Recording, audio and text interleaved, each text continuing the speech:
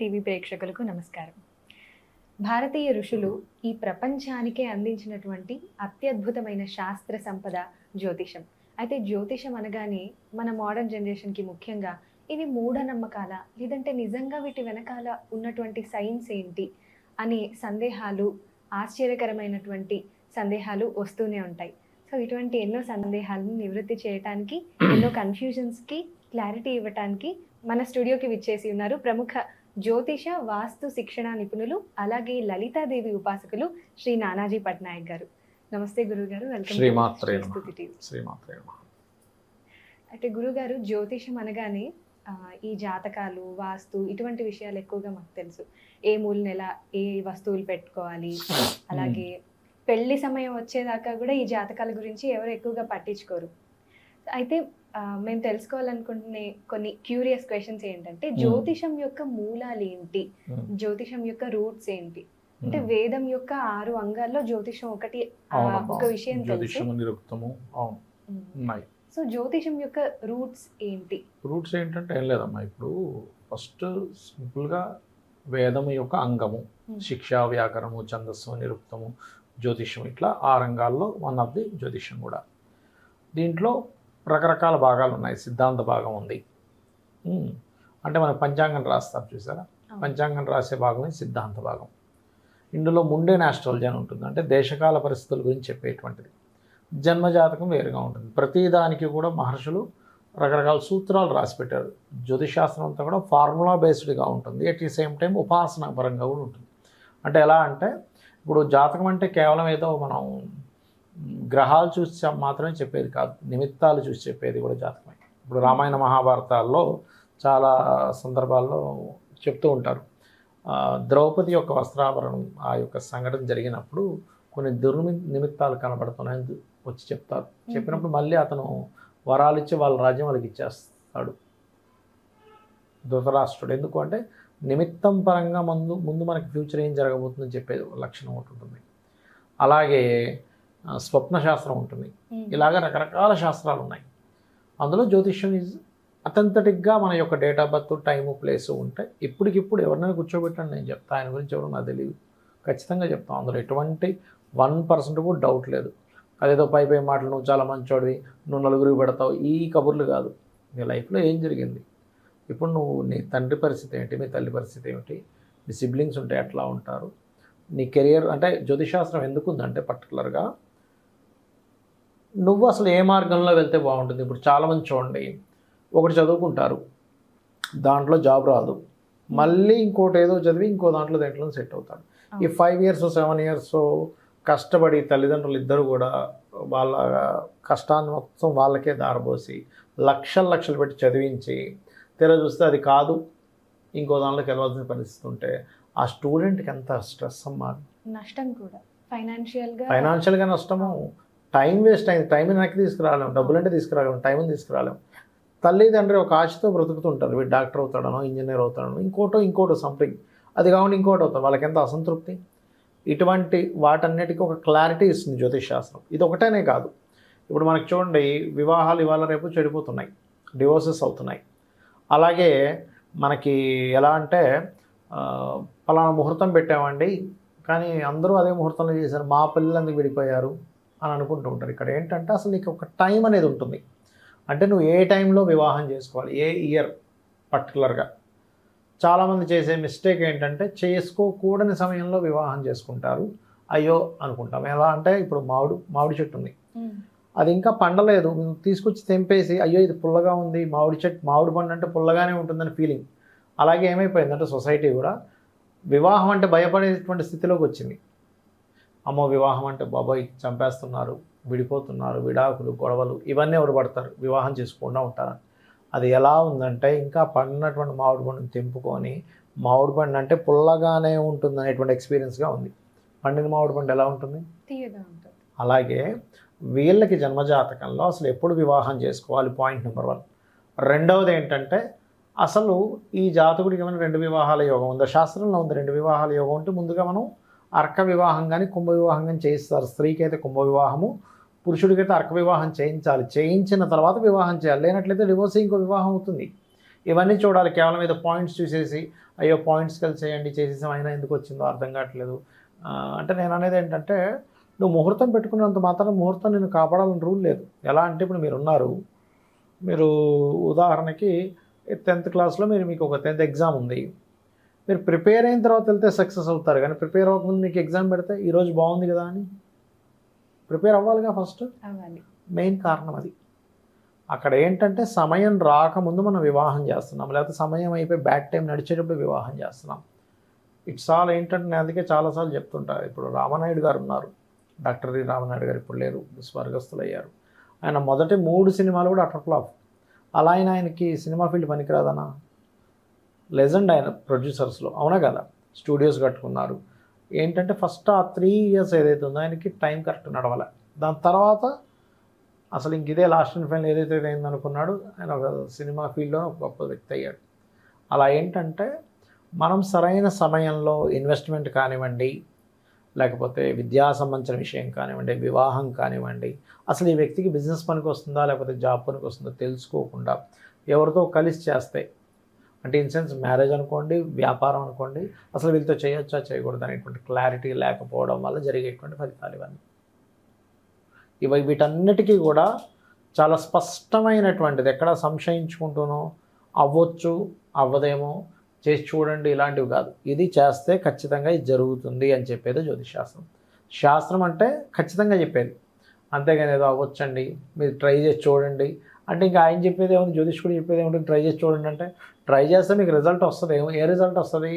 Loss అయిన అవుతారా లాభం అవుతారా అని స్పష్టంగా చెప్పేది. ఇప్పుడు ఈ అమ్మాయిని ఈ అబ్బాయి చేసుకుంటున్నా అంటే వీళ్ళిద్దరికి కలిసి ఉంటారా కలిసి ఉంటారా, అసలు ఏ యోగం ఉంది? ఏమోనండి ట్రై చేసి చూడండి అమ్మాయిని చేసుకుని అంటే కుదరదు. ఖచ్చితంగా చెప్పేదాన్ని జ్యోతిషాస్త్రం అంటారు. అర్థమైందమ్మా? అది అయితే సిద్ధాంత జ్యోతిషం, ఫలిత జ్యోతిషం అని 2 రకాలు ఉంటాయి కదా, వీటికి తేడా ఏంటి గురువుగారు? సిద్ధాంతం అంటే మీకు పంచాంగం అమ్మ. ఎప్పుడు ఏ రోజు ఏ తిథి, ఎప్పుడు పండగలు వస్తున్నాయి, ఎప్పుడు పబ్బాలు వస్తున్నాయి, ఎప్పుడు గ్రహణాలు పడుతున్నాయి, ఇవన్నీ చెప్పే క్యాల్కులేషన్ అంతా సిద్ధాంత భాగం. పంచాంగం ఉంటుంది చూసారా, పంచాంగాన్ని సిద్ధాంతులు అంటారు. జ్యోతిషాస్త్రం వేరు మళ్ళీ. అంటే ఇందులో అన్ని ప్రిడిక్షన్స్ కూడా రకరకాలు ఉంటాయి ఇందులో. ఎలా అంటే ఇప్పుడు మీకు కామన్గా అందరూ చూసేది ఏంటి, జాతకంలో మీకు ఏలినాడ్సి నడుస్తుంది అంటారు, లేకపోతే బాలారిష్టం అంటారు, సర్పదోషం అంటారు. ఇవన్నీ జస్ట్ దోషం చెప్పడం ఒకటే కాదు జ్యోతిషాస్త్రం అంటే. మీరు అసలు ఎందుకు జన్మించారు, ప్రతి వ్యక్తి కూడా ఒక పర్పస్ మీద భూమి మీదకి వస్తాడు. ఆ పర్పస్ ఏమిటి, నువ్వు అసలు దేనికోసం పుట్టావు, పుట్టిన పర్పస్లో అసలు నీ కర్మ ఏమిటి, నువ్వు ఏ మార్గంలో వెళ్తే బాగుంటావు అని చెప్పేది, నీ లైఫ్ గురించి చెప్పేది ఫలిత జ్యోతిషం. ఓకే, అర్థమైందమ్మా? అట్లా అర్థమైంది. అయితే మన శాస్త్రాలన్నీ కూడా ఒకదాంతో ఒకటి రిలేట్ అయ్యి ఉంటాయి, కోరిలేట్ అయ్యి ఉంటాయి. ఒక జ్యోతిష్ శాస్త్రం అర్థం చేసుకోవాలంటే దానికి సంబంధించినటువంటి ఇతర శాస్త్రాలు కూడా అర్థమైతేనే ఇది పూర్తిగా అర్థం. అలానేం లేదు, శాస్త్రం గురించి తెలుసుకుంటే ఇప్పుడు మీకు సైన్స్ అర్థం అవ్వాలంటే సోషల్ చదవాలని రూల్ ఏం లేదు కదా. మ్యాథమెటిక్స్ రావాలంటే సైన్స్ సోషల్ చదివితే మ్యాథమెటిక్స్ రాదనేం లేదు కదా. ఏ సబ్జెక్ట్కి ఆ సబ్జెక్టే. జ్యోతిష్ శాస్త్రం అంటే జ్యోతిష్ శాస్త్రం, కాకపోతే అందులో దానికి రిలేషన్, దేనికి రిలేషన్ అంటే ఇందాక నేను మీకు అన్నాను సార్, నిమిత్తము, స్వప్న శాస్త్రము, శకున శాస్త్రం, ఇవి తెలియాలి. ఎందుకంటే ఇప్పుడు ఒక నిమిత్తం ఉంది. ఇప్పుడు ఉదాహరణకి నేను మీకు వచ్చిన ఉదాహరణ చెప్తాను. ఒకరోజు ఇలాగే పిఎస్టీలో నేను క్లాసెస్ కూడా చెప్తుంటా అప్పుడప్పుడు. ఇప్పుడు అంతే నేను గెస్ట్ లెక్చర్కి వెళ్ళట్లు ఒకప్పుడు వెళ్ళేవాడిని 10 years బ్యాక్. ఇలాగే నేను మా ఫ్రెండ్ నిలబడి ఉన్నాం.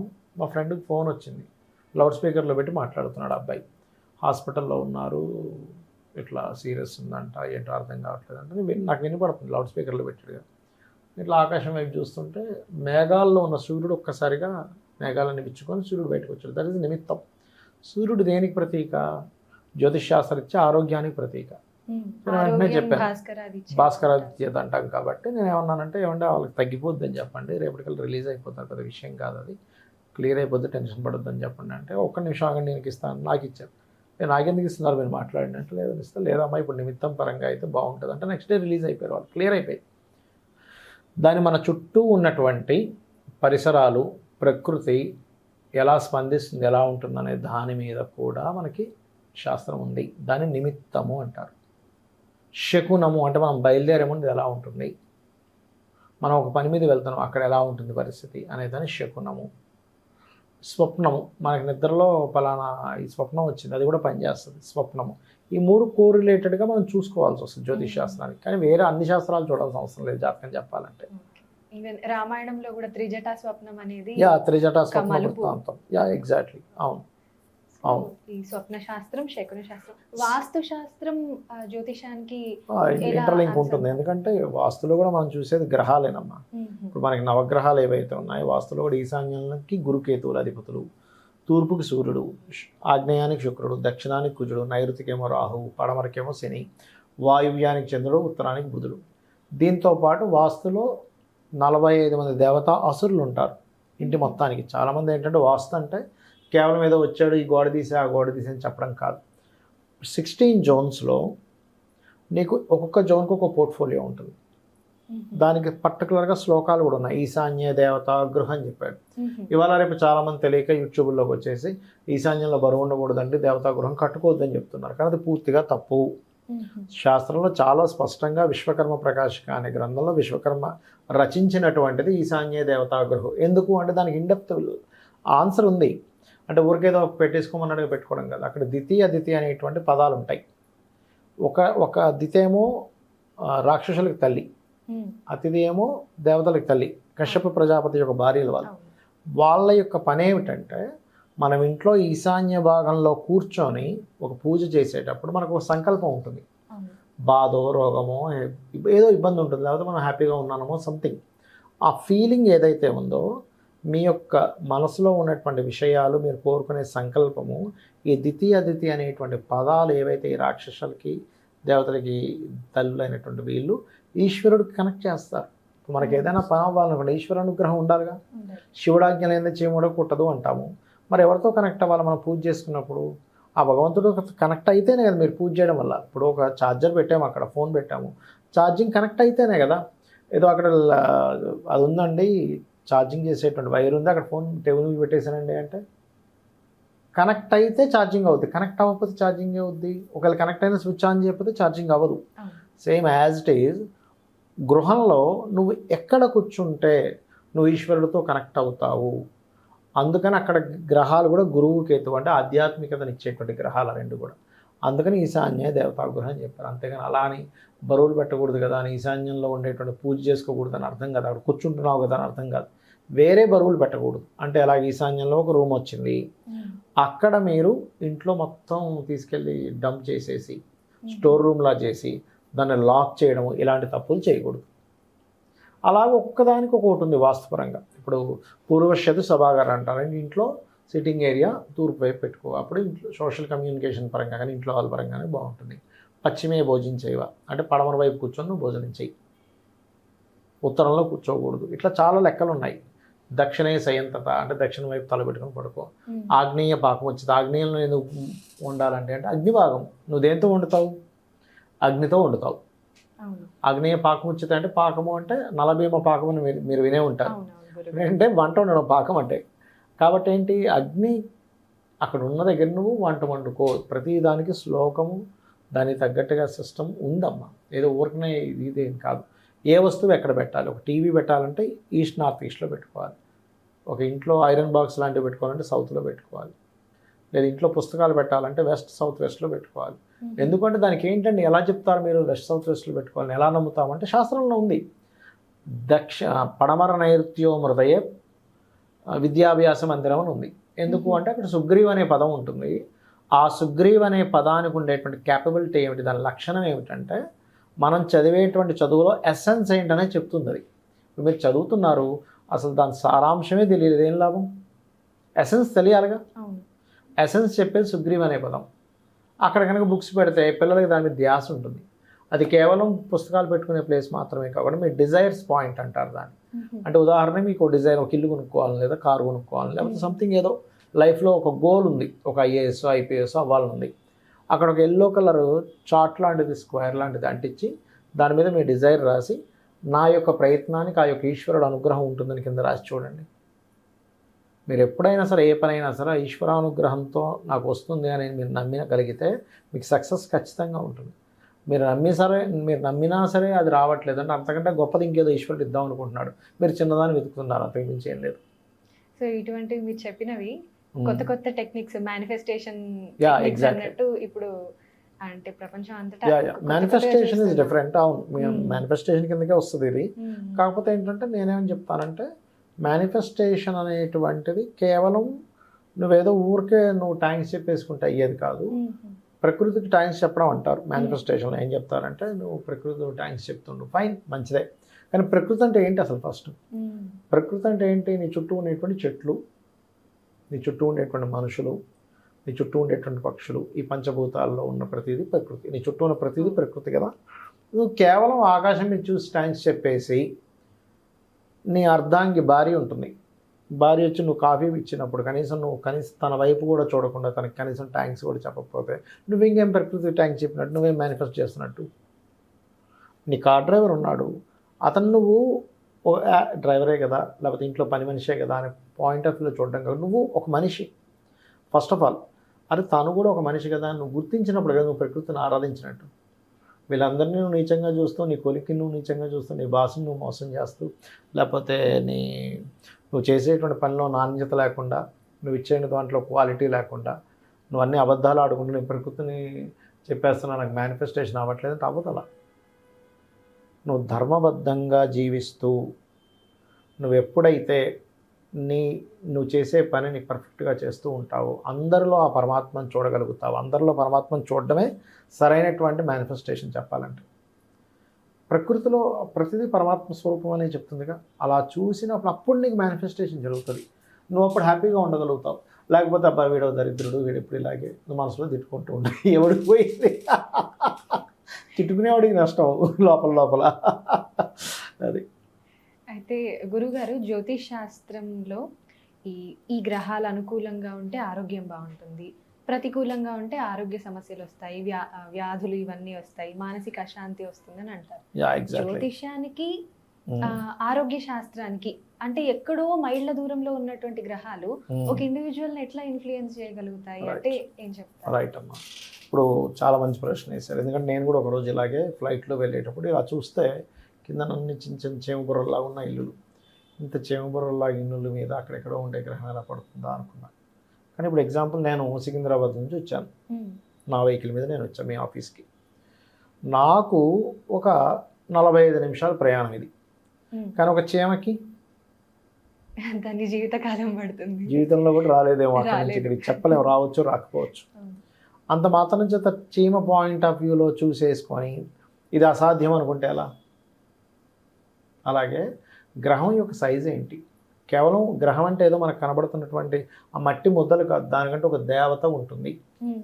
ఆ దేవతలు ఎలా అంటే అవేవో మన మీద నెగిటివ్ ఎఫెక్ట్ చూపించడం కాదు. ఇక్కడ ఇప్పుడు మీరు ఒక ఎగ్జామ్ రాశారు, మార్క్స్ వేశారు, టీచర్ మార్క్స్ పెన్ వేసిందా టీచర్ వేశారా? టీచరే వేశారు.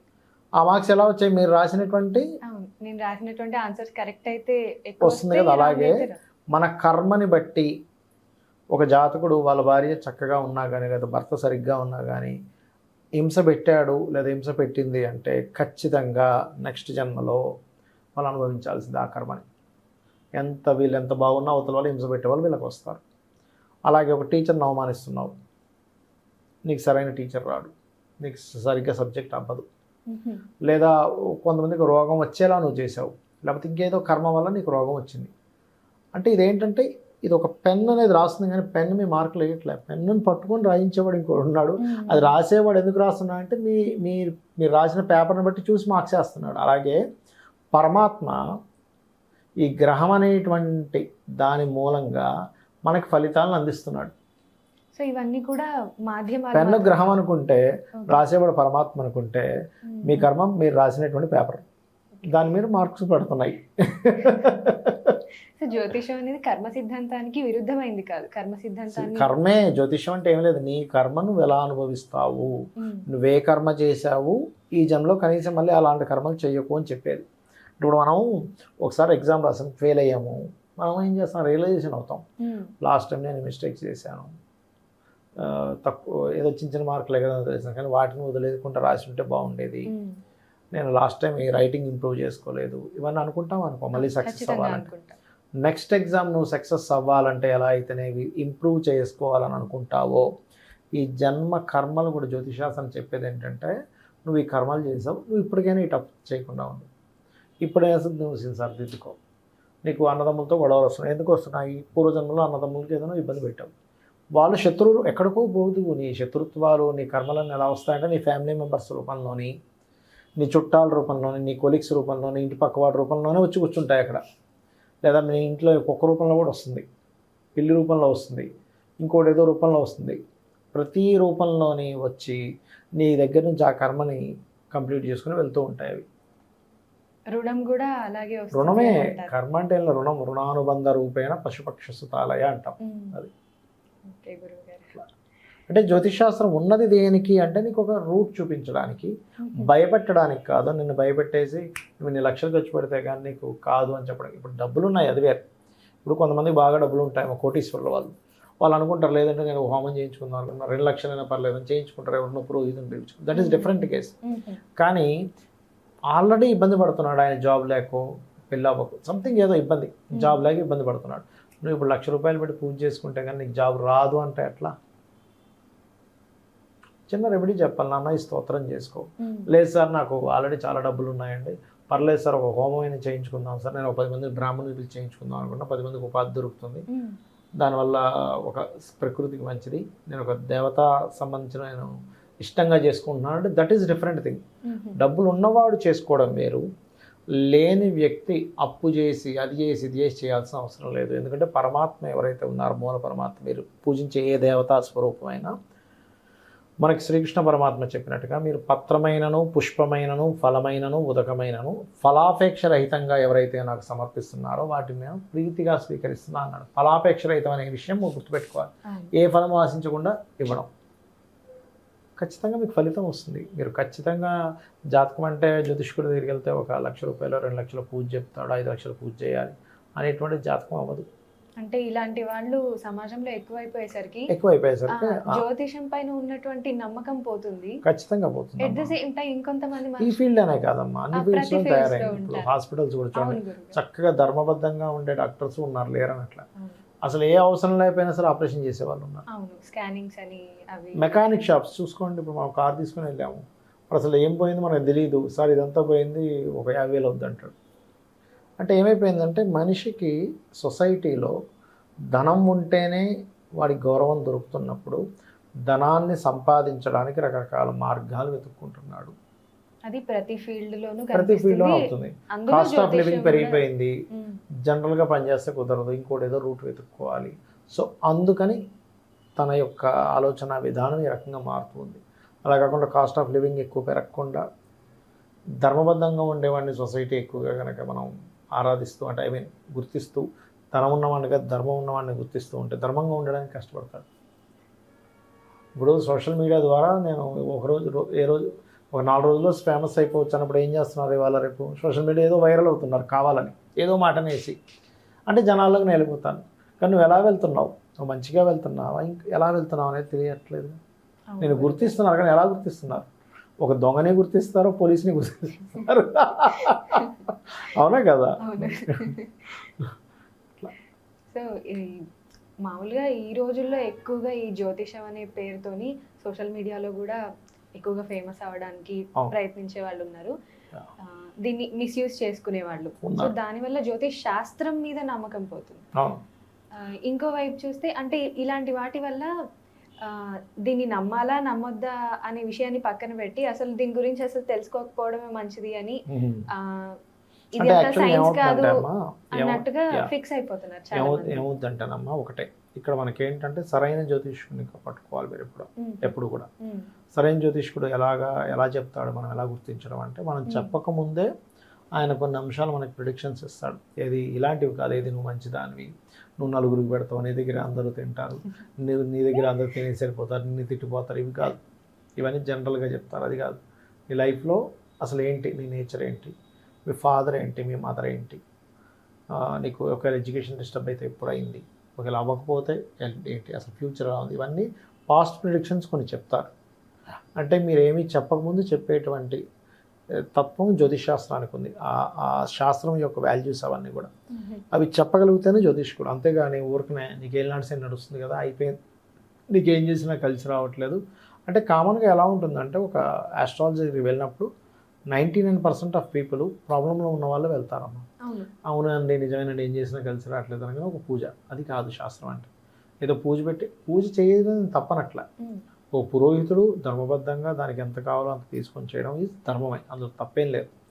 కానీ నువ్వు పూజ పెట్టించడానికే నువ్వు పని కట్టుకొని ఉండకూడదు. అంటే ఆపరేషన్ చేయడానికే ఒక హాస్పిటల్ ఉన్నట్టుగా ఉండకూడదు.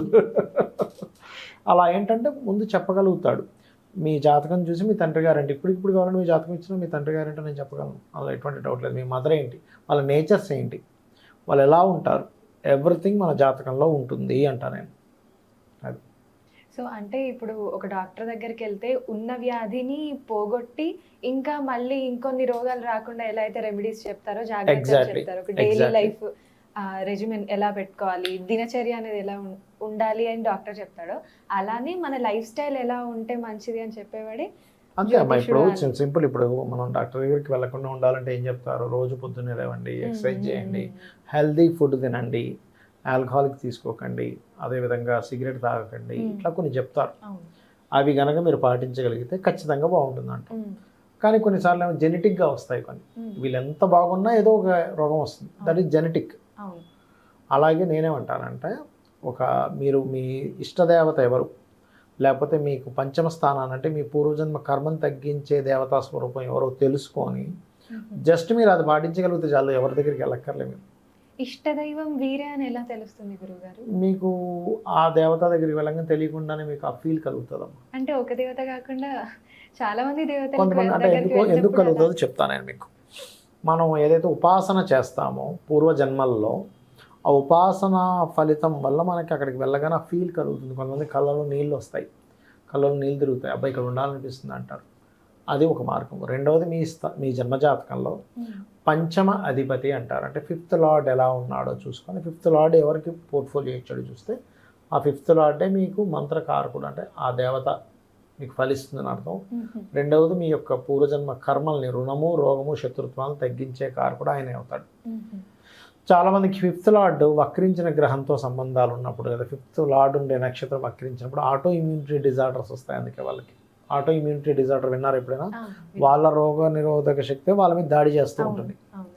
అప్పుడేంటి, రక్షించేవాళ్ళు లేడు, ఏమిటి రా బాబు ఇలా అవుతుంది. అప్పుడేంటి, లలితా సహస్రనామాల్లో హరనేత్రాగ్ని సందగ్ధ కామ సంజీవన ఔషధి అనే నామం ఉంటుంది, అది చేసుకుంటే క్లియర్ అవుతుంది. అయితే యోగ శాస్త్రంలో సూర్య నమస్కారాలు అనేవి చాలా ఇంపార్టెంట్ ప్రాక్టీస్ యోగాలో. సో సూర్యుడు గ్రహాలన్నిటికీ అది దేవత. జ్యోతిష్య ఇస్ ఆల్ అబౌట్ గ్రహాలు, వాటి మూమెంట్స్. ఎగ్జాక్ట్లీ. జ్యోతిష్ శాస్త్రానికి యోగాకి ఏమైనా సంబంధం ఉందా? యోగా యాక్చువల్గా మనం ఏమనుకుంటాం, యోగా అంటే ఆసనాలు అనుకుంటాం. మీరు పతాంజలి కనుక పూర్తిగా చదివితే నాట్ ఓన్లీ ఆసనం కాదు, యమ నియమ, ఆసన ప్రాణాయామ ప్రత్యాహార, ఇవి మెయిన్. అసలు మీరు ఆసనం వేయడమే ఒక ఇది. మీరు మంత్రం దాకా ఆసనాల దాకా జస్ట్ కూర్చోవడం కూడా ఒక ఇదమ్మా అందులో.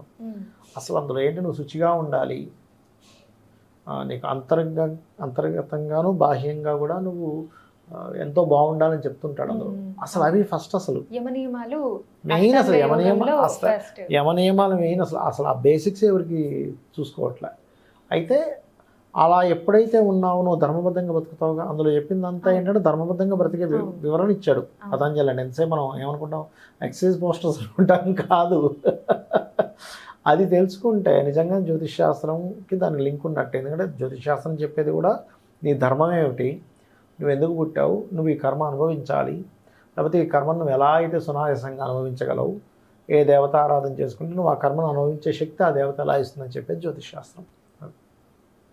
అయితే యోగా ప్రాక్టీస్ చేయడానికి అంటే ఎవరైతే మొదలు పెడతారో వాళ్ళు వసంతకాలంలో లేదా శరత్కాలంలో మొదలు పెట్టాలని ఘేరండ సంహిత అనే హఠయోగి టెక్స్ట్ లో ఉంది. అంటే ఋతువులకి అలాగే మన చుట్టూ ఉన్న ప్రకృతికి మనం చేసే యోగ సాధనలకు కూడా ఇంటర్లింక్ ఉంటుంది. ఎందుకు ఆయుర్వేదంలో ఇప్పుడు మనం మామూలుగా చెప్తూ ఉంటారు ఏంటి, ఉదయాన్నే నిద్ర లేవాలి, 5 o'clock నిద్ర లేవాలి, 4 కల్లా లేవాలి బ్రాహ్మీ ముహూర్తంలో, సూర్యోదయానికి ముందే కాలకృత్యాలు తీర్చుకోవాలంటుంటే ఏమైంది, తీర్చుకోకపోతే ఏమవుతుంది, తీర్చుకునేవాడు కూడా బాగానే ఉన్నాడు కదా అనిపిస్తుంది. కానీ అలా కాదు.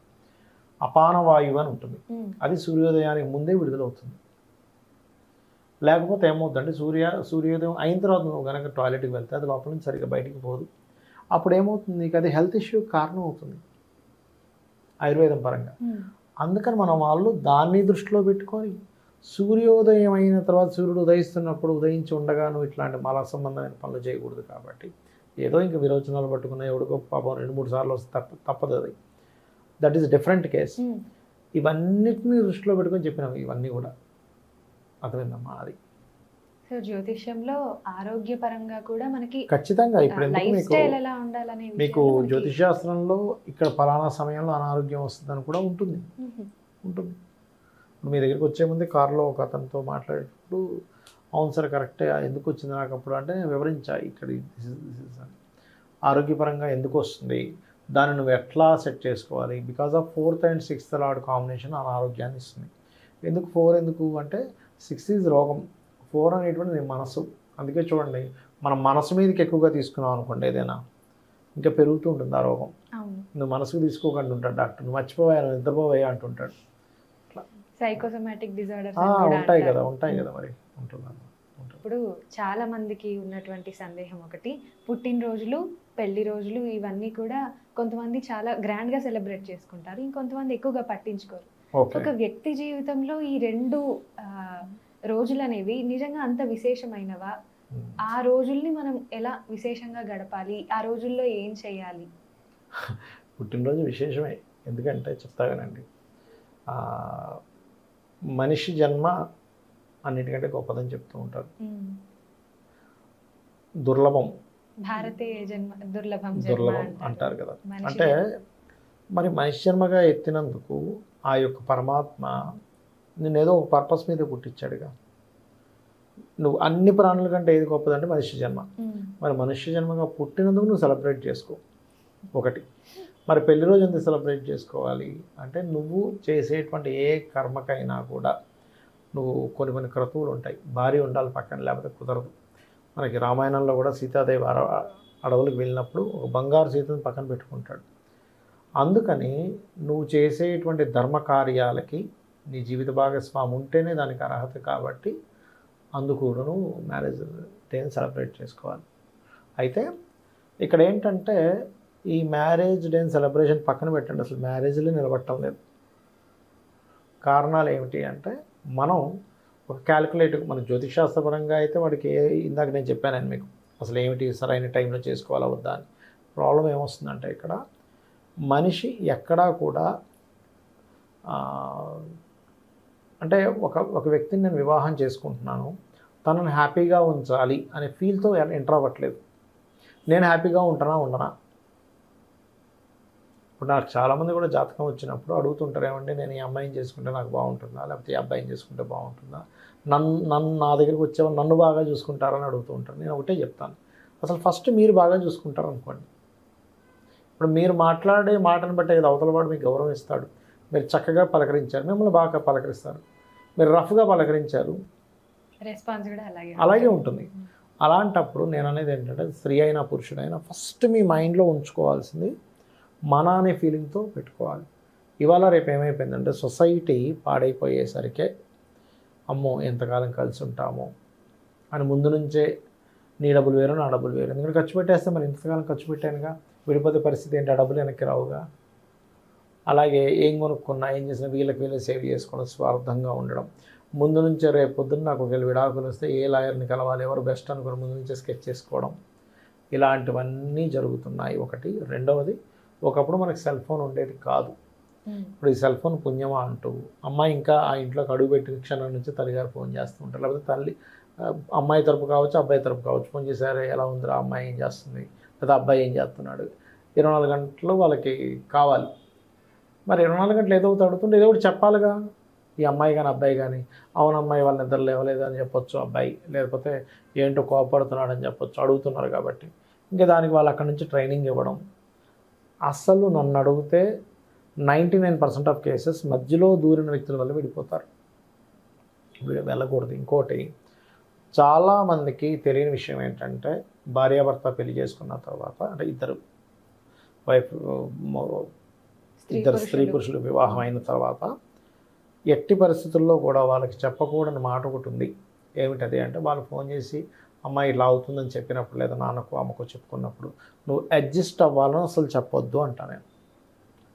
అర్థం చేసుకోవాలని చెప్పాలి. మనం ఒక చిన్నపిల్లవాడు, ఒక తల్లికి ఒక బిడ్డ పుట్టింది, అడ్జస్ట్ అవ్వదు తల్లి ఎప్పుడు కూడా, అర్థం చేసుకుంటూ ఉంటుంది. అడ్జస్ట్ అవ్వడం ఏంటి, చండాలం కదా.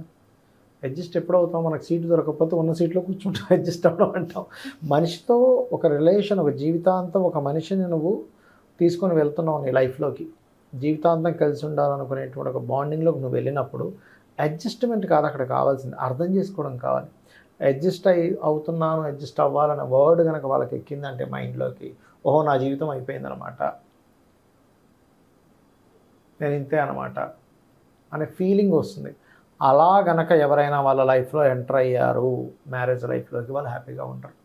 అర్థం చేసుకుంటూ ఉంటే చాలా బాగుంటుంది. మనం చిన్నపిల్లలను చూడండి, వాడు ఏదో కింద పడేస్తుంటాడు, ఇంకోటి మనం అర్థం చేసుకుంటాం, వీడి పిల్లడు బలే చేస్తాడులే, వాడికి అర్థమయ్యేలాగా చెప్తాం. వీడికి అర్థం కాదని మనం ఏం చేస్తాం, వాడి భాషలోకి వెళ్ళి వాడికి అర్థమయ్యేలాగా చాలా జాగ్రత్తగా సైగలు చేసుకుంటూనో లేకపోతే ఇంకోలాగో చెప్తాం. ఎందుకు, వాడికి అర్థం కావట్లేదు మనం చెప్పేదని మనకు తెలుసు. అలాగే స్త్రీ పురుషులకు కూడా సపరేట్ ఒక జెండర్ని బట్టి వాళ్ళ తత్వం ఉంటుంది. పురుషుడికో తత్వం ఉంటుంది, స్త్రీకో తత్వం ఉంటుంది. ఎవరు చెప్తున్నారు అసలు ఫస్ట్ ఎంతసేపు పుట్టినప్పటి నుంచి నువ్వు ఇది చదువు అది చదువు, లేకపోతే నీకు కెరియర్ బాగోదని కెరియర్ మీదే మనం చెప్తున్నాం. కానీ లైఫ్లో నీకు ఒక ఏజ్ వచ్చే ఒక పార్ట్నర్ వస్తారు, పురుషుడు తత్వం ఇలా ఉంటుంది, స్త్రీ తత్వం ఇలా ఉంటుంది, ఎంతమంది చెప్తున్నారు. దానివల్లే ఫెయిల్యూర్స్ కూడా అవుతున్నాయి. అయితే పుట్టినరోజు నాడు దినచర్య అనేది ఎలా ఉండాలి గురువు గారు? పుట్టినరోజు నాడు ఒకటేనమ్మా, ఆ రోజు నిద్ర లేచిన వెంటనే కూడా, ఆ రోజున కదా ఏ రోజైనా సరే, ముందు మనం మీ ఇష్టదైవాన్ని తలుచుకొని లేవడం గుర్తుపెట్టుకోండి. తల స్నానం చేసుకుంటారు, తల అంటుకుంటారు, కదా. ఇంట్లో నిత్య దీపారాధన కంప్లీట్ అయిపోయిన తర్వాత ఆలయానికి వెళ్ళి రావాలి. అదేవిధంగా ఇంట్లో పెద్దల యొక్క ఆశీర్వాదం తీసుకోవాలి. ఆ రోజు వీలైతే పెద్దవాళ్ళకి, ఈ అబ్బాయి మామూలుగా ఈ అబ్బాయికి గిఫ్ట్స్ ఇస్తూ ఉంటారు, అబ్బాయి కావచ్చు అమ్మాయి కావచ్చు, పెద్దవాళ్ళకి బట్టలు పెట్టించాలి పిల్లలతో. వాళ్ళ బ్లెస్సింగ్స్ ఉండాలి ఎప్పుడు కూడా. వస్త్రం మీరు ఇచ్చి అక్కడి నుంచి బ్లెస్సింగ్స్ వచ్చినప్పుడు ఆ తత్వం ఇది వేరే ఉంటుంది. వస్త్రం చాలా ముఖ్యమైనటువంటి, చంద్రుడితో సమానం వస్త్రం. అంటే చంద్రుడు దానికి సంబంధించిన, అంటే మనసు సంబంధం ఏర్పడుతుంది వస్త్రానికి. అందుకే చూడండి, మీరు ఎక్కడికి వెళ్ళినా ఒక ఎమోషన్ ఉంటుంది. మీరు క్లాత్స్ దగ్గరికి వెళ్ళండి, మనసు ఏదో కనెక్ట్ అవుతుంటుంది దానికి. చూడండి, బియ్యం దగ్గరికి వెళ్ళండి, బియ్యానికి చంద్రుడు కారకుడు, మనసు కారకుడు. చంద్రమా మనసో జాతః అంటారు. బియ్యం, అన్నం, ఫుడ్ పెట్టుకోగానే మనకేమనిపిస్తుంది, తెలియని ఒక ఇది అనిపిస్తుంది. క్లాత్ దగ్గరికి వెళ్ళాం, సముద్రం దగ్గరికి వెళ్ళాం, వాటర్ నది దగ్గరికి వెళ్ళాం, ఎలా అనిపిస్తుంది చెప్పండి. ఇవన్నీ ఎమోషన్స్ ఉంటాయి. ఫ్లవర్స్ చూసాం, emotions, Venus and moon combination, భలే ఉంది అనిపిస్తుంది. అంటే మన మనసు కనెక్ట్ అవుతాయి. అలాగే మనసు కనెక్ట్ అయ్యేటువంటి వాటిలో వస్త్రం కూడా ఒకటి. అందుకే అక్షింతలతో మనం ఆశీర్వాదం తీసుకుంటాం. ఎందుకంటే బియ్యానికి చంద్రుడు కారకుడు, దానికి పసుపు రాస్తాం. గురుచంద్ర కలయిక, అంటే చంద్ర గురువులు కలిస్తే గజకేశ్వరి యోగం. ఆ మంత్రంతో చెప్పినప్పుడు ఏమవుతుందంటే ఆ మంత్రానికి ఆ బలం ఉంటుంది, లేదా ఆశీర్వాదానికి ఆ బలం ఉంటుంది. అక్షింతలు వేసి ఆశీర్వదించాలి పెద్దల పిల్లల్ని. అక్షతల వెనుక ఇంత రహస్యం ఉంటుంది అక్షింతల వెనకతల. అలాగే పిల్లలకి గోల్స్ ఇస్తుండాలి. ఈ సంవత్సరం నువ్వేంటి గోల్, ఏదో సంవత్సరం గడిచిపోతుంది, బర్త్డే పెట్టి చేసేసుకున్నాం, వాడికి ఏదో గిఫ్ట్ ఇచ్చేసాం, కేక్ కట్ చేసేసాం, వెళ్ళిపోయాను కాకుండా, నువ్వు లాస్ట్ ఇయర్ ఏం మిస్టేక్ చేసావు, ఈ ఇయర్ ఇవి చేయకుండా చూసుకో, నువ్వు ఎదుగుతున్నావు, నీకు ఈ సంవత్సరం నుంచి ఇలాంటివి నువ్వు నేర్చుకోవాలి. చాలామందికి తెలియదు, కానీ యాక్చువల్గా పిల్లల్ని కూడా కూర్చోబెట్టి వాళ్ళ ఆర్థిక సంబంధించిన విషయాలు చెప్పాలి. మనకిగో ఇంత ఖర్చు అవుతుంది, ఇంత మిగులుతుంది, ఇంత పెట్టుకుంటున్నాము, దిస్ ఈజ్ అవర్ ఇన్కమ్ అని చెప్పాలి. అలా చెప్పకపోతే ఏమవుతుందంటే వాళ్ళకి ఆర్థిక క్రమశిక్షణ రాదు, వాళ్ళకి తెలియదు అసలు ఎలా మేనేజ్ చేయాలనేది. అది ప్రతి దాంట్లోనే ఉంటుంది. అసలు దీనికి పూర్తిగా విరుద్ధంగా జరుగుతుంది. అంటే బర్త్డే అంటే ఒక లావిష్ సెలబ్రేషన్స్ చేసుకోవడము, ఎగ్జాక్ట్లీ, ఖర్చుని అస్సలు ఖర్చు గురించి బాగా కోటీశ్వరుడు చేసుకోవడం వేరమ్మా. అంటే వాళ్ళని చూసి మధ్యతరగతి వాళ్ళు అంటే ఒకటి అందరికీ కూడా ఎగ్జాక్ట్లీ మీరు అన్నది కరెక్ట్. ఎందుకంటే వాళ్ళని చూసి వీళ్ళు ఖర్చు పెట్టి అప్పు చేసి మరీ ఖర్చు పెట్టుకుంటున్నారు. కానీ బాగా ధనం ఉన్న వ్యక్తి ఖర్చు పెట్టడమే కరెక్ట్. ఎందుకంటే ఎప్పుడు మనీ దగ్గర స్ట్రక్ అయిపోకుండా అది డిస్ట్రిబ్యూట్ అవ్వాలి. ఈ ఖర్చు పెట్టినప్పుడు ఆ పువ్వులు వాడుకో, లేకపోతే ఇంకో డెకరేషన్ వాళ్ళకనో, లేకపోతే ఇంకో కేక్ తయారు చేసిన వాడికనో మనీ వెళ్తుంది, తప్పులేదు. కానీ నీ దగ్గర లేకపోయినా వాళ్ళు 10 లక్షలు పెట్టి బర్త్డే పార్టీ చేశారు కాబట్టి నేను ఒక 15 లక్షలు పెట్టి చేస్తానని అప్పు చేసి చెయ్యకు అంటాను.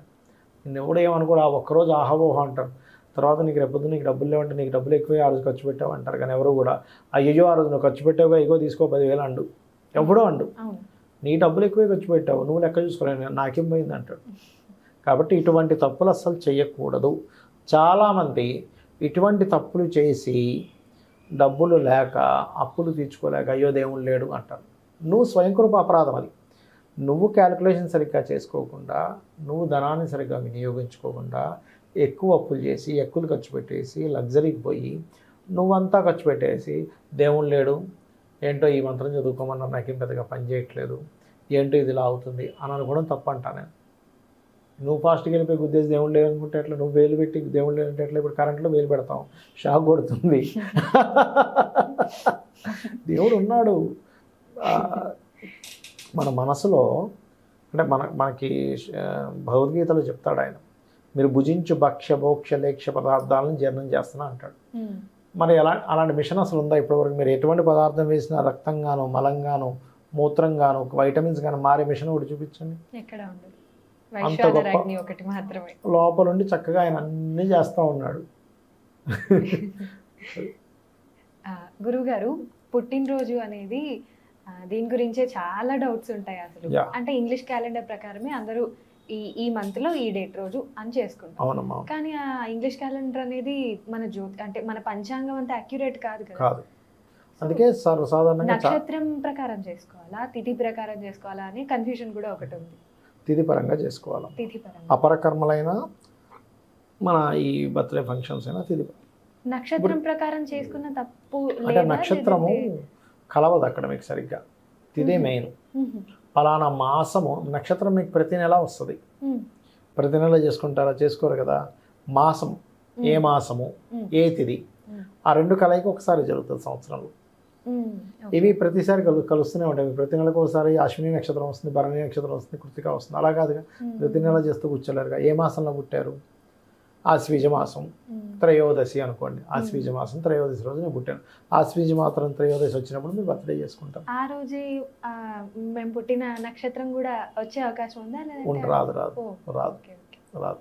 తిథి వారం, తిథి అదేవిధంగా మాసము కలుస్తుంది, కానీ వారము నక్షత్రం కలవాలని రూల్ లేదు. రేరుగా ఎప్పుడైనా కలవచ్చు. అందుకే అపర కర్మలు కూడా అంతే. ఆ వ్యక్తి ఎప్పుడు చనిపోయాడండి అంటే పలానా తిథి, ఆ పలానా మాసము పలానా తిథిలో అని ఆ రోజే మనం ఆబ్దికం చేస్తాం.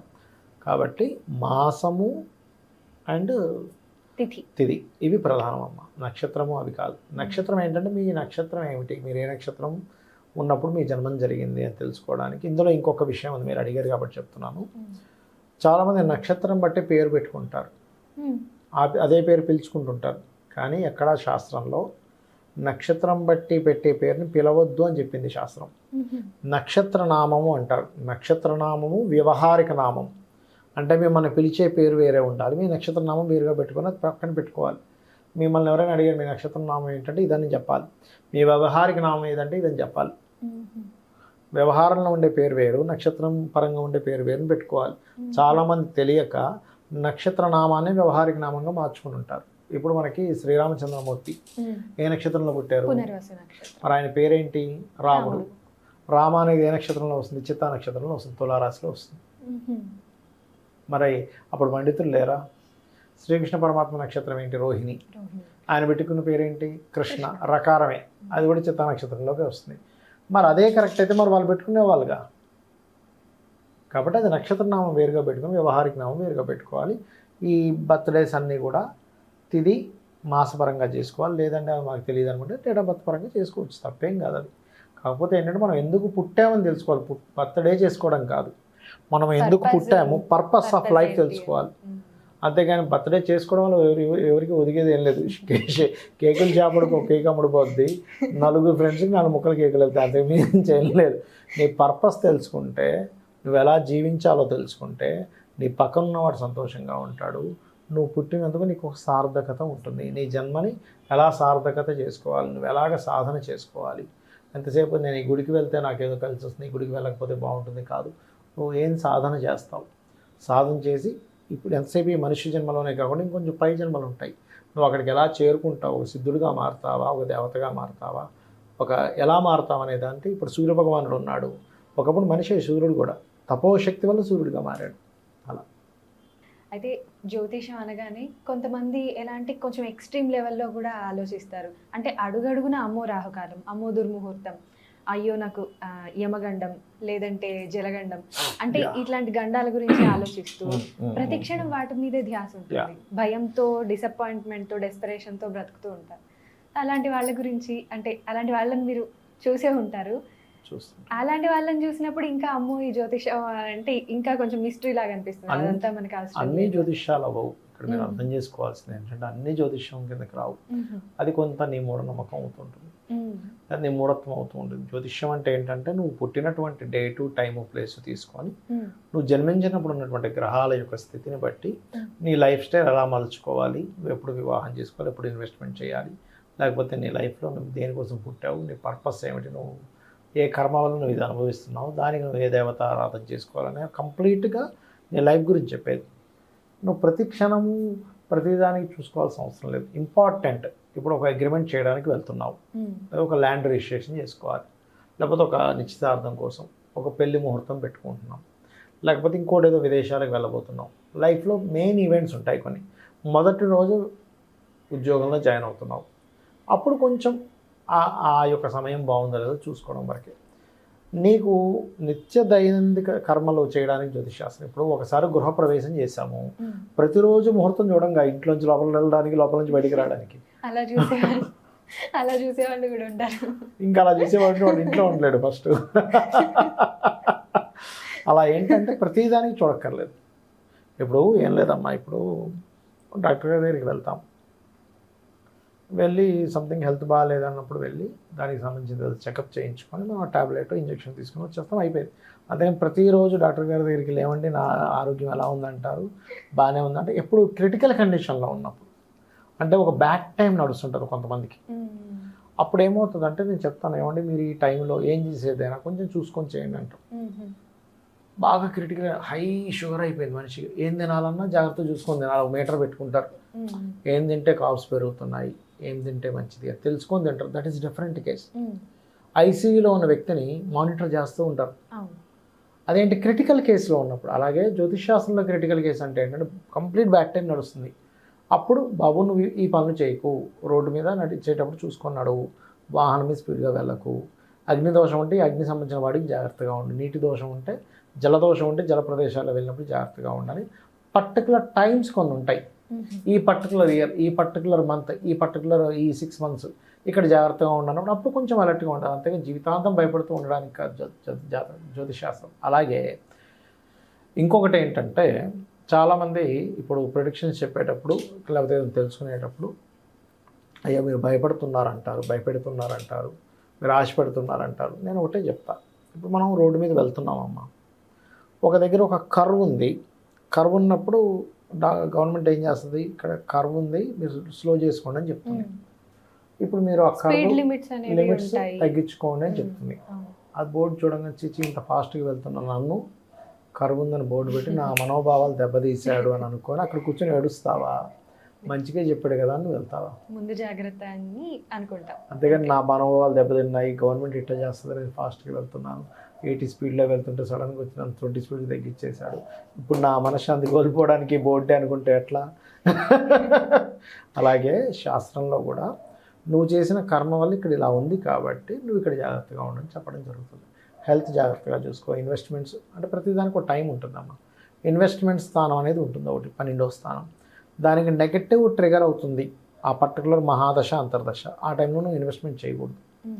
పాజిటివ్ ట్రిగర్ అవుతుంది, నువ్వు ఇన్వెస్ట్మెంట్ చేయొచ్చు. ఇప్పుడు ఎందుకంటే మీరు చిన్న ఉదాహరణ, సిచ్యువేషన్స్ అన్నీ బాగున్నప్పుడు మీరు అవతలని తిట్టినా దాన్ని నవ్వుతూ తీసుకుంటాడు, బాగోపోతే మీరు పొగిడినా దాన్ని అవమానంగా తీసుకొని నువ్వు నన్ను పొగుడుతున్నావా తిడుతున్నావా అంటాడు. అవునా కదా? ఇదేమిట్రా బాబు బ్యాడ్ టైం, మనం మంచి మాటలన్నా చెడు అవుతుంది అనుకుంటాం. అలా జాతక చక్రంలో ప్రతిదీ ఉంటుంది, దాని తగ్గట్టుగా నడుచుకోవడానికి జ్యోతిషాస్త్రం.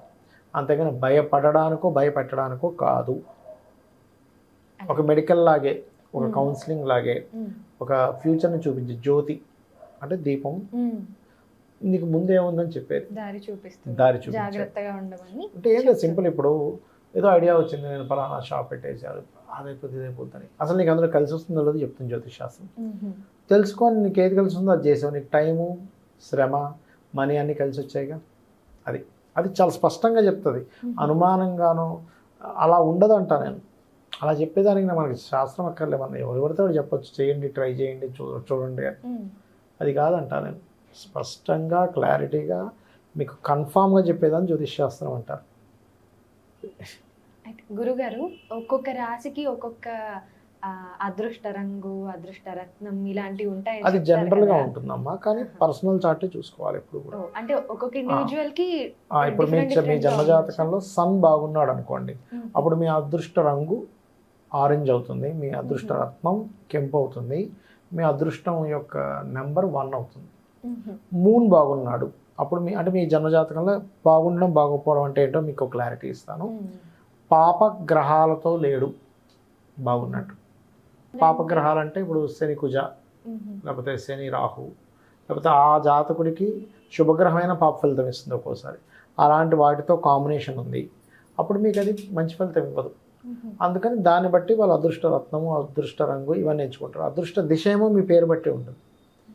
ఫర్ ఎగ్జాంపుల్ నా పేరు నానాజీ పట్నాయక్, తాత దాదానా అంటే పశ్చిమంలో ఉండే వెస్ట్ వర్గు, దేని నుంచి వెస్ట్ పనికి వస్తుంది, నార్త్ పనికి వస్తుంది, సౌత్ పనికి వస్తుంది, కానీ ఈస్ట్ నాకు పనికిరాదు. అందరు ఈస్ట్ అంటే మంచిది కదా అనుకుంటారు, కాదు. తాత దాదానా అక్షరాల వాళ్ళకి ఈస్ట్ పనికిరాదు, ఈశాన్యం పనికిరాదు. అలా చూసుకోవాలి. అదే చంద్రుడు బాగున్నాడు అప్పుడు వాళ్ళకి లక్కీ నెంబర్ 2 అవుతుంది, ముత్యం పెట్టుకోవచ్చు అని చెప్పొచ్చు. అదేవిధంగా తెలుపు రంగు అదృష్ట రంగు అవుతుంది. కుజుడు బాగున్నాడు అనుకోండి, భూమి మూలంగా కలిసి రావడం. అలాగే 9 నెంబర్ వాళ్ళకి లక్కీ నెంబర్ అవుతుంది.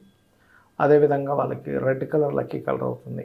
మంగళవారం వాళ్ళకి బాగా కలిసి వస్తుంది, వాళ్ళు పగడం పెట్టుకోవచ్చు. వాళ్ళకి మెర్క్యూరీ బాగున్నాడు అంటే మంచి పొజిషన్లో ఉన్నాడు, ఎక్కడ పాడవలేదు, అప్పుడు వాళ్ళకి గ్రీన్ కలర్ లక్కీ కలర్ అవుతుంది. అండ్ అదేవిధంగా పచ్చ పెట్టుకోవచ్చు, 5 నెంబర్ లక్కీ నెంబర్ అవుతుంది. బుధవారం వాళ్ళకి బాగా కలిసి వస్తుంది. అంటే వాళ్ళకి ఏది కలిసి వస్తుందో చూసుకోవాలి. ఇప్పుడు అదేవిధంగా ఆది సోమ మంగళ బుధ గురువు ఉదాహరణకి, గురువు అంటే ఏంటి, కనకపుష్యరాగం రత్నం పెట్టుకోవచ్చు, బాగుంటే, బాగోకపోతే పెట్టుకోకూడదు. కనకపుష్యరాగం yellow colour, 3 number lucky number, lucky day is గురువారం. అదే శుక్రుడు అనుకోండి, శుక్రుడు బాగున్నాడు, 6 నెంబర్ వైట్ కలరు, వజ్రం పెట్టుకోవచ్చు, శుక్రవారం కలిసి వస్తుంది. శని, ఇప్పుడు అందరూ ఏమన్నామో శని అంటే కాదు, శని బాగుంటే వాళ్ళకి మంచి ఫలితాలు కూడా ఇస్తుంది. ఇప్పుడు చమురు బావులు ఉంటాయి తెలుసు కదా మీకు, ఆయిల్ ఇవన్నీ శని కారకత్వాలు. వాళ్ళకి శని బాగున్నందుకు వచ్చాయి. ఐరన్ ఫ్యాక్టరీస్ ఉంటాయి, మరి శని ఐరన్ అంటే మరి వాడు డబ్బులు వస్తున్నట్టు శని ఇస్తున్నాడు అక్కడ. సాటర్న్ బాగుంటే సాటర్న్ నెంబర్ కూడా మనం వాడచ్చు, ఇదేం తప్పేం కాదు. ఇప్పుడు మనకి ఎంతసేపు ఏంటంటే శని అంటే భయపడతాం, కానీ మనకి ఎన్ని యోగాలు ఉన్నా కూడా ఆయుష్ లేకపోతే వేస్ట్ కదా. ఆయుష్ని ఇచ్చేది ఎవరు? శని. ఎన్ని యోగాలు ఉన్నా మనకు సరైనటువంటి కర్మ లేదు, ఉద్యోగం లేదు, ఏం చేసుకుంటాం? ఉద్యోగం ఇచ్చేది శని. మనం చేసే వ్యాపారంలో సక్సెస్ ఇచ్చేది శని. ఈ విషయం ఎక్కువగా తెలియదు అసలు.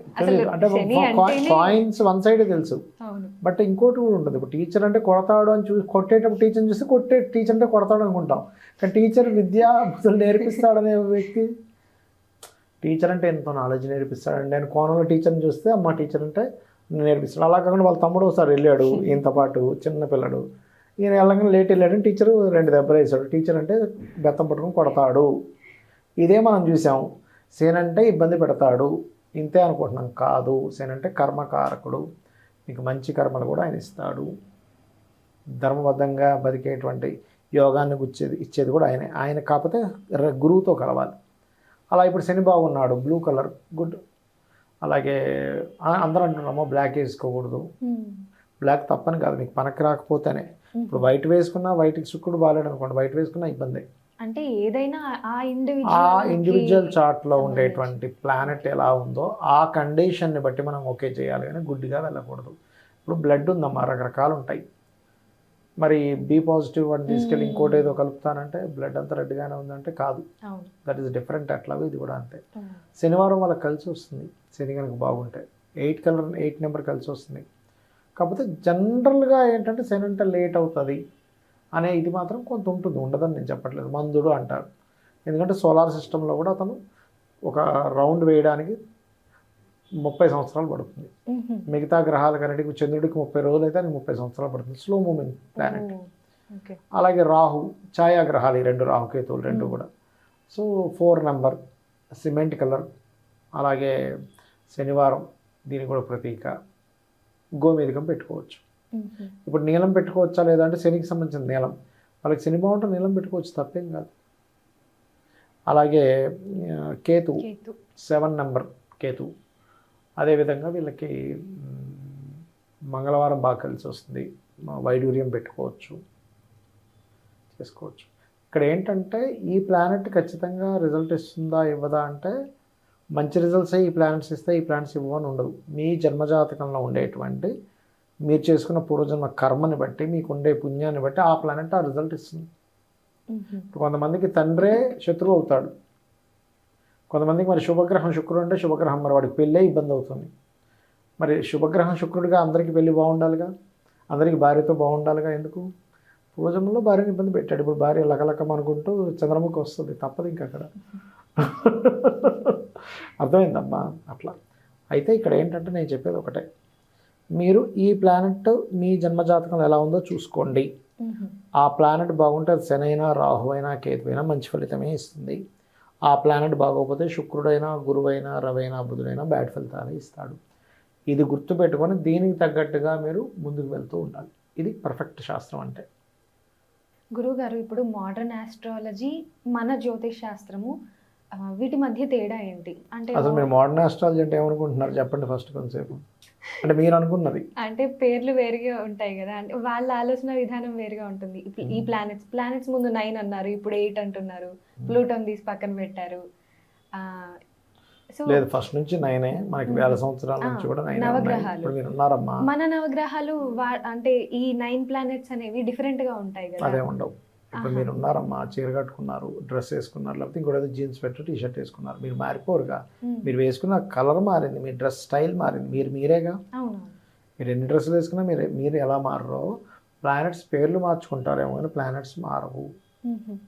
మనకి కొన్ని వేల సంవత్సరాల క్రితం ఉండేటువంటి ఆలయాల్లో కూడా నవగ్రహాలే ఉన్నాయి. సూర్యుడిని సెంటర్లోనే పెట్టారు. చూడండి, వాళ్ళకి సోలార్ సిస్టమ్ ఎలా ఉందో కొన్ని వేల సంవత్సరాల క్రితమే తెలుసు. సూర్యుడు మధ్యలో ఉన్నాడు, మిగతావన్నీ చుట్టూ తిరుగుతున్నాయని. 3000-4000 సంవత్సరాల క్రితం ఉన్నటువంటి ఆలయాలకు వెళ్తే కూడా అక్కడ కూడా నవగ్రహం ఇలాగే ఉంది. అంతదాకెందుకు, మనకి వరాహ అవతారంలో భూమిని ఎత్తినప్పుడు ఉన్నటువంటి ఫొటోస్ చూస్తే గోళంగానే ఉంటుంది. ఇంకా మనం చెప్పుకుంటున్నాం పలానా వ్యక్తి కనిపెట్టాడు, భూమి గుండ్రంగా ఉంటుంది, మన వాళ్ళు ఎప్పుడూ చెప్పారు. భూగోళం అని పేరే ఉంది మనకి ఎప్పటి నుంచో కొన్ని సంవత్సరం. గోళం అంటే రౌండ్గా ఉండేది.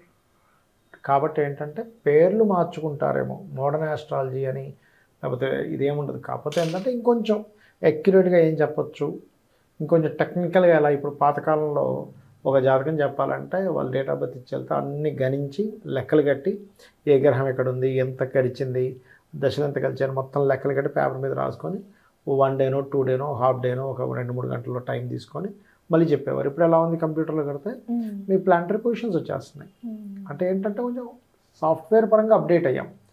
ఒకప్పుడు మీ దశ చెప్పాలంటే దానికి ఒక లెక్క కట్టాలి, చంద్రుడు ఎంత ఆ రోజుకి ఎంత గడిచాడు, ఏ నక్షత్రం మీద ఉన్నాడు, అప్పుడు కొంచెం ఎంతసేపు అయింది, అక్కడి నుంచి అన్ని లెక్కలు కట్టుకొని ఇప్పుడు మీకు ఏ దశ నడుస్తుందో తెలిసేది. ఇప్పుడు ఏముంది, టక్కని సిస్టంలో వేస్తే వచ్చేస్తుంది, ఫోన్లోనే వచ్చేస్తుంది. అంతేగాని మోడర్న్ ఆస్ట్రాలజీ పరంగా లేకపోతే పాత ఆస్ట్రాలజీ అని కాదు, ఇంకొంచెం అప్డేట్ అయింది. మధ్యలో ఎక్కడ కేపీ సిస్టమ్ అని ఒకటి వచ్చింది. అంటే గ్రహం ఒకటే కాకుండా గ్రహం ఉండే నక్షత్రం కాకుండా గ్రహం ఉండే నక్షత్రంలో ఎన్నో భాగంలో ఉందో చూసి చెప్తారు. అది ఇంకొంచెం ప్రశ్నాశాస్త్రంలో ముందుకు వెళ్ళింది. అంతేగాని మీరు ఎన్ని సంవత్సరాలు గడిచినా ఇవే ఆధారము, వీటి నుంచే మీరు తీసుకోవాలి. ఒక మనిషి కూర వండాలంటే అదే వస్తువులు, కాకపోతే ఇంకొంచెం డిఫరెంట్గా వండుతావు. అంతేగాని అంతకు మించి ఏం మార్పు ఉండదు.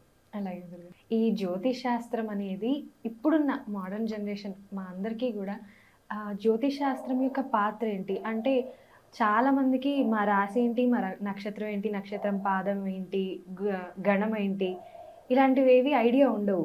అంటే పెళ్లి దాకా వచ్చేసే వరకు కూడా వీటన్నిటి గురించి తెలుసుకొని ఏం చేస్తాం, దానివల్ల ఉపయోగం ఏంటి అని అనుకుంటాము.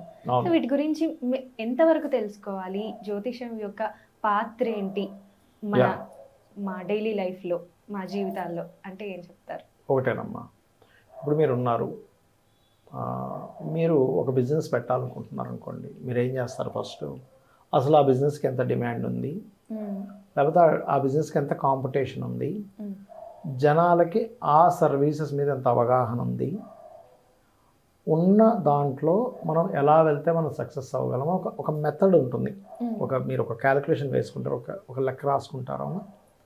అంటే మీరు ఒక బిజినెస్ చేయడానికి ఎలా అయితే రాసుకుంటారో దాని ఒక ఫార్ములా బేస్లో మీరు ఎలా వెళ్తారో జ్యోతిష్ శాస్త్రానికి కూడా ఈ జీవుడు హ్యాపీగా ఉండడానికి, మనకి హ్యాపీనెస్ ఎప్పుడు కోల్పోతామంటే ధనాన్ని కోల్పోయినప్పుడు, మానసికంగా ఇబ్బంది పడ్డప్పుడు, అనారోగ్యంగా బాగోలేనప్పుడు, శత్రువులు ఎక్కువగా ఉన్నప్పుడు మనం బాధపడుతూ ఉంటాం. అసలు ఇవేవి నీకు కలగకుండా ఉండాలంటే నువ్వు ఏ మార్గంలో వెళ్తే, చిన్నప్పుడు ఏది చదువుకుంటే నీ లైఫ్ బాగుంటుంది, నువ్వు ఎలాంటి పార్ట్నర్ని వివాహం చేసుకుంటే నీ లైఫ్ బాగుంటుంది, నువ్వు ఏ దిశలో నివసిస్తే నీ లైఫ్ బాగుంటుంది, మొత్తము చెప్పేది ఏంటంటే జ్యోతిష్ శాస్త్రం అంతా కూడా నువ్వు హ్యాపీగా ఉండడానికి, నువ్వు ఈ పూర్వజన్మ కర్మను నువ్వు అర్థం చేసుకుంటూ ఉండడానికి ఎలా జీవించాలో చెప్పేది జ్యోతిష్ శాస్త్రం. ఇప్పుడు ఒక చిన్న ఎగ్జాంపుల్ చెప్తాను. ఒక 15 ఏళ్ల క్రితం నాకు ఒక వ్యక్తి చాలా బిజినెస్లు చేశాడు. నా దగ్గరికి వచ్చి కలిశాడు. సార్ అసలు ఏ బిజినెస్ చేసినా కలిసి రావట్లేదు, ఏం నమ్మాలో అర్థం కావట్లేదు అంటే నేను ఏం చెప్పానంటే ఆయనకి, ఏమేమి బిజినెస్లు చేశారంటే ఆయన చెప్పాడు, సార్ నేను క్యాబులు నడిపించాను, క్యాబులు కొన్న యాక్సిడెంట్లు అయిపోయాయి, లేకపోతే ఇంకోటి ఏదో టిఫిన్ సెంటర్ పెట్టాను, వాళ్ళు లోపల పని చేసే వాళ్ళే కుమ్మక్కై దాన్ని మొత్తం పాడు చేసేసారు ఈ మాస్టర్లు, ఈ పని వాళ్ళు కలిపి అని ఇట్లా 3-4 విషయాలు చెప్పాడు. నేను ఒకటే అడిగా, మీరు ఎప్పుడైనా పళ్ళ వ్యాపారం చేశారా అని అడిగా. చేయలేదు సార్ అన్నాడు. ఎందుకు అది ట్రై చేయట్లేదంటే, పళ్ళ వ్యాపారమా సార్, అది మళ్ళీ తెలుసుకోవాలి సార్, దాని గురించి ఒక పని చేయండి, ఒక 3 నెలలో 6 నెలల్లో పళ్ళ వ్యాపారం దగ్గరికి వెళ్ళాక కొన్ని రోజులు అనుభవం సంపాదించుకోండి, మీకు పళ్ళ వ్యాపారం బాగుంటుందని చెప్పాను. ఇప్పుడు అతను ఈ 15 ఏళ్ల తర్వాత తిరిగి చూస్తే, అంటే అప్పట్లో ఒక 2-3 ఇయర్స్లో సక్సెస్ అయ్యాడు, 2 ఇయర్స్లో సక్సెస్ అయ్యాడు అని చెప్తున్నా.